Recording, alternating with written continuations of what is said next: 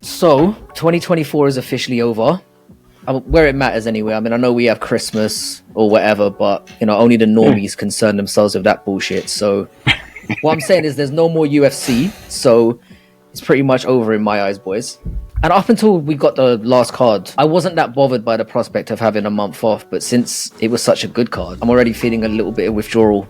And we're not even a week in yet. I don't know about you guys. No, I think this year in general has been a little bit of a mixed bag. I think that's probably the best way of describing this clusterfuck of a year. You know, we've had some personal highs, personal lows this year, and this will be a good time to probably cue that montage. So with that in mind, looking forward to next year, I want to know 3 matchups from each of you guys. So we'll go one at a time and then repeat the process that you're desperate to see in 2025. So my first one, we got Max Holloway, who said that he's not going back to the featherweight division. Former champion and BMF belt holder. Recently, earlier in the year, knocked out a top contender. I think Justin was number 2 and number 3 at the time. So technically, he's got a little winning streak going on in lightweight. And so I think that a really good fight that would make everybody happy, and it could be for a number 1 contender, and it could be for a BMF belt, is Max Holloway against Charles Oliveira. I don't think anybody turns their nose up at this fight. There's no way that fight won't be exciting, and you can do whatever you want from a card placement with that fight. It would be exciting, and it actually means something. So that's definitely at the top of my list of fights I want to see. For me, and this is, you know, purely hypothetical depending how it all shakes out, but it's the winner of DDP against Khamzat Chimaev. Like that's the fight I really want to see. I think Khamzat should have gotten the title fight, but I understand all the business behind why Sean got the fight. And the first fight with him and DDP was so close. Like, I get that. I mean, we all saw what Khamzat did to Robert Whittaker, and everybody wants to fight. DDP wanted to fight. And we know the build up in the press conference with whomever it is, whether it's Strickland or Khamzat or DDP, because DDP is making everybody cry at press conferences nowadays. He touched the subject there because I do this for my family.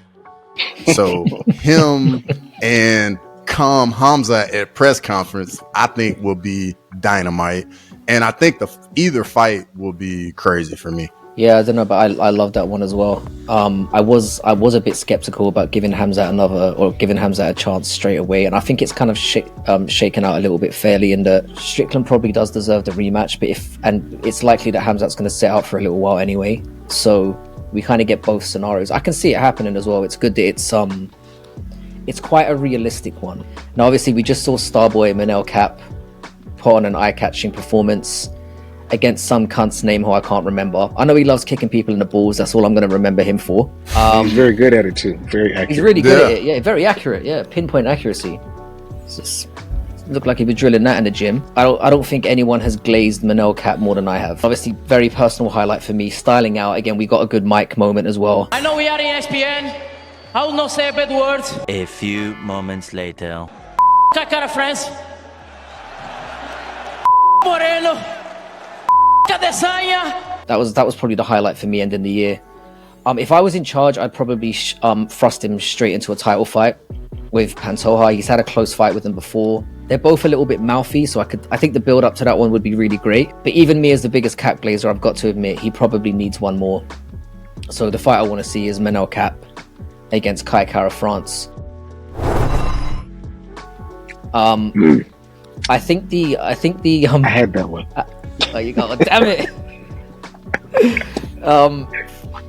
Yeah, I genuinely believe that flyweight is the best, or is the most skilled division in the sport. It's just always been lacking some personality. These two obviously hate each other. They're both highly skilled. I think the build-up would be great. I think the fight would be great as well. And I think either winner sets up a worthy contender for Pantoja. So I want this, and I want it soon. There is the risk that Kai Kara France could beat Cap, and then we're kind of back to square one. But I think for the fight itself, I'm kind of willing to take the risk. Well, before I get into my second fight, I want to ask more about your fight, Manel Cap against Kakar France. Where would you, if obviously all of this is if we were in charge, but where would you want that fight? And on a pay-per-view or as a fight night main event? I would have it as, I think you could do either way. I think it could very, very easily be the main event of a fight night card somewhere. You know, somewhere where you're going to get a rowdy crowd. Because I think Cap can carry, he showed he can carry hype on his own. Instinctually, though, I think because of Cap's history of backing out of all weight cuts, the rest of it, I think it would, if I was in charge, the safer option would probably be to put it as the feature fight on a really big premium card during the year, like in March or in International Fight Week or whenever.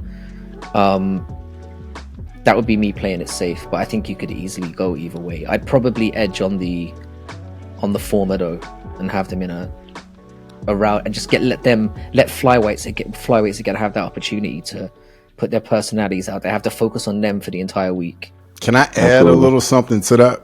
So no, if you so if we do that fight on a pay-per-view, we do get them in a press conference. We get Manel Cop in front of another microphone, which would be good. And I think another dynamic to that is maybe we could do a pay-per-view and get Izzy on that card as well. What you want? What you want? What you want to? And then that way you get him going at both of them. And I think that would be phenomenal. The only issue you could possibly run into though, if you put it on a pay-per-view, if it's not the co-main, it's probably going to be a 3-round fight. And I think that fight has to be a 5-round fight because it's a number one contender fight. It has to be 5 rounds. So my second fight, and this one, it is very realistic, but water has been thrown on this fight based on things that have come out. I mean, directly from this person, but I still really want to see Ilia Topuria versus Diego Lopez. And specifically, I want to see that in Spain. Multiple reasons why. One, for Ilia Topuria, he's a champion. He's defended his belt against the top contender in the division. And I think that him going up to lightweight, like he's talked about, is him dropping the bag. Like, if he goes up to lightweight, he won't be champion, so he won't get pay-per-view points. Really, there's no way that they would put it in Spain. If he's not the headliner, they're not going to put it in Spain. So he would be missing the venue and the money. And the prime person to fight against is Diego Lopez, a person who speaks Spanish, who that area of the world will either rally behind or root against, and they'll understand all of the trash talk going back and forth. Like, you have to capitalize on the moment. And I feel like that would be massive for that market and for the UFC. That made perfect sense. Yeah, especially them both speaking Spanish part. Like, I think that's a nice little just makes it too perfect, especially for Spain.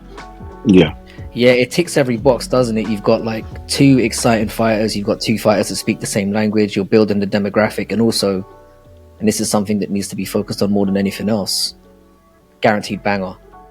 Like, there's no way that fight is shit. So number 2 for me, it's something I'm excited for. I definitely know Jax wants this one big time, but this is Alex Pereira against Magomed Ankalaev. Put everything to bed with this matchup. Like, is Magomed gonna try and wrestle? If he doesn't, how does the fight play out? And if he does wrestle and Alex still wins, then it shuts everybody up. And as we all know, Alex is the star in the UFC right now. So the fight will be massive, will be big. I don't think you do this in Abu Dhabi, though. I don't think you should do this in Abu Dhabi. I think this one should be somewhere in the US. I think it should definitely be in the US. Because I don't think Magomed should get that fight in Abu Dhabi after everything that's been going on, especially with what Alex has done for the UFC with all the short notice fights. But yeah, I'm very much looking forward to that. And I think that's going to be one of those fights, especially if we get, the other big fight at heavyweight that everybody wants. If we get both those, and depending how those fights play out, they're going to build into a mega fight. I quite like trolling Ankalaev because it's funny to me. With the whole passing him over and he rubbed me up the wrong way so many times with his whining after the Blachowicz match. I've never seen an opponent turn and see the guy whine so much where they just give him the belt. I don't know that I lose the fight, but for sure I'm not the winner. Don't know what to say. I won that fight. Why didn't I get my belt? I don't know what to say. The belt, Ankalaev, I've never seen that.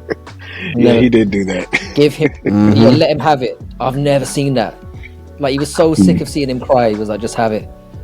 But he's proven himself since then. I think the latest win in particular solidifies him for me, and I think it's the fight we need to see. And as you said, it has the knock-on effect of keeping only one path for Jones then as well. So it has the double whammy of bam, here we are. I love it.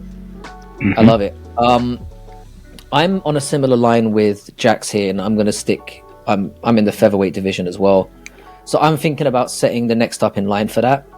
So again, I've kind of combined my favorite fighters with a fight that I think will be a banger. At some point next year, I want to see Diego Lopez fight Gene Silva. Ooh, that's a banger. That's a banger, though. Guaranteed. Man. It's the language thing again as well. It's I like two that. up and I both like had that. amazing years. That's a good one. Yeah, I know that Gene Silva's booked against Melsik Bagdasarian, but I think he's going to beat the brakes off that boy. I think there'll be no issue. Again, very similar language. They both bring the thunder. Again, it sets up a viable contender. We're kind of setting things up in the background. There's no way that fight sucks. I quite like the element of the fact that they're both very young as well. So if one of them loses, you've still kind of got time for them to make a comeback and build back in the right direction. I think it's a guaranteed fireworks. And there's a little bit of storyline on that, because I think they actually have a little bit of friction between them, because Diego Lopez, he claims Brazil and Mexico, right? And I think Jean Silva may have said nah, he's Mexico, he ain't Brazil, blah blah blah. So it throws a little bit of sauce on the matchup, and I like that personally. In the event that Ilya Topuria really says that he's not going to do featherweight anymore, and he's really going to vacate his belt, but he's also talked about fighting Dustin Poirier, who has said that he only wants one more fight. I don't like that lightweight is clogged up at the top with people who've been there for a long time and who are really, despite how much I like Dustin Poirier and Justin Gaethje, they're sitting on those numbers. Ilya's not going to be able to just, pick off somebody that's, sacrificial lamb. He's going to have to fight for it. He's going to fight somebody that's tough to get it. And if he picks off Dustin Poirier and takes that spot, then he will have earned the opportunity to fight Islam or Arman, whoever wins out of that. Before you say yours, because I've got some opinions about this. What do you reckon about that, Cross? What do you think of it as a matchup, as a fight? Well, I know why Jax want to see Dustin Poirier Ilya, because he loves Dustin Poirier. So I get it. I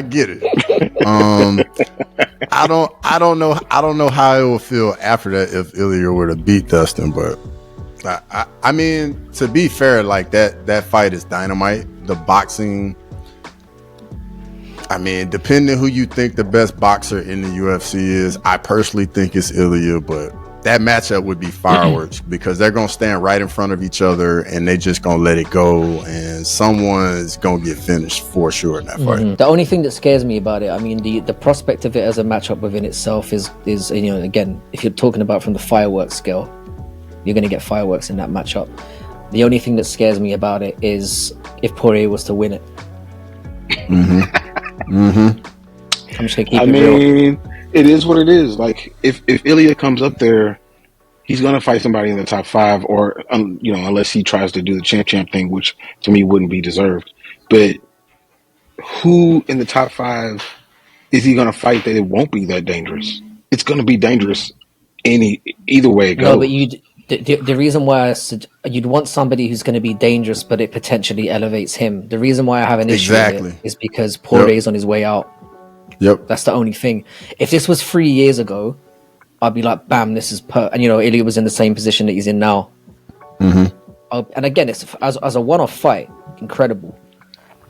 Again, the issue with it as well is people would say the same thing. If Ilya wins it, they'll just go, oh, well, Poirier's washed. Is this this and that? And then it won't give, I don't think it will elevate him the way that it potentially could if he fights somebody who still has 3 or 4 years left in the game and could potentially get a win after they lose to Ilya. I don't think the juice is worth the squeeze, is what I'm kind of saying. It's just the implications of it to me are, they make me nervous. And as much as I like to rag on Poirier and I enjoy it because I think he's a little simp. Yo, Lee's wife! He's guaranteed to bring a great fight. He is a legend in the game. You little bitch of a thing. And he deserves something big to send off. I'm just not sure this is the one I would go for, but I can see it. I understand where you're coming from. So number 3 for me is another hypothetical, and a few other things got to fall into place. But for me, it's John Jones, Alex Pereira. However, I do think John should fight Tom first. I'm not saying John should fight Alex next. I'm just saying they both should fight. And if they both win, the fight should take place. I think the fight will just be massive from a financial standpoint. I think the stakes of it would just be crazy. Because think about it. If Alex gets another title defense, he's at that point, you can say he's the second greatest light heavyweight ever. So then you got the greatest light heavyweight fighting the second greatest light heavyweight. You got one double champion fighting another double champion, which hadn't happened.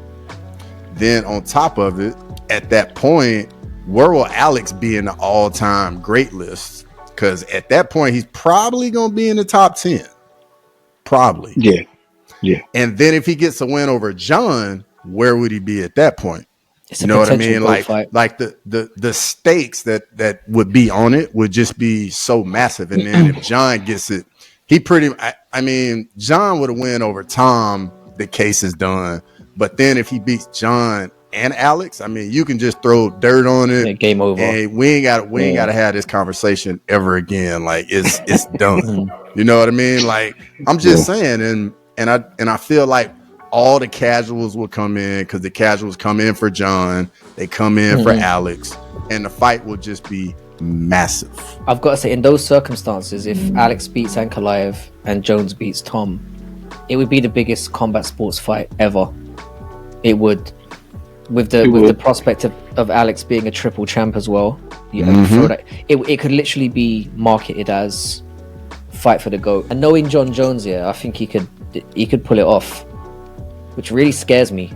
I don't want that scumbag riding off into the sunset without one, with his faculties all together. I'm sorry, he's an asshole. Lady Karma has to come and give him a slap sooner or later. And if it's not in 2025, I'm gonna have an existential issue here, fellas, where it's gonna be like, does nothing we do matter? Is it like it's gonna be that? So it's like that's how bad it is. I want to see him get his ass whooped. It would be crazy. It would be crazy. The whole thing, if it went that way, and it's so crazy that Ankalaev could play spoiler to the whole thing. Yep. Takedowns. I don't know. But by the way that he's talking, he's going to try and stand and bang, which would be interesting. We like the way he's talking. That's stupid. We like the way he's talking. That's stupid. Yeah. That's not tomorrow. For the last fight, this is going to seem a little bit underwhelming, considering what we've just spoken about with all the. I maybe should have put this first and built up to it, but never mind. I don't want to throw water on it. This one is more of a personal one to me. So I'm going back to middleweight, and I'm going to go with Loki, who's one of my favorite fighters, if not my favorite fighters. We know that Dricus, Strickland, and Hamza are probably going to get involved in the most unappealing love triangle for the first part of the year. And it should be that is the way it should be. So I'm thinking about setting up the next fight in line after those three are done fucking around. After Fluffy Hernandez gets revenge on Allen, and he fucking will, boys, I want to see him solidify himself as the most unlikely contender, maybe of all time, by getting matched up with Cal Baralho. I think it's good. I love this matchup. I think again, you've got two young guys who are relatively around the same age, are in their early 30s.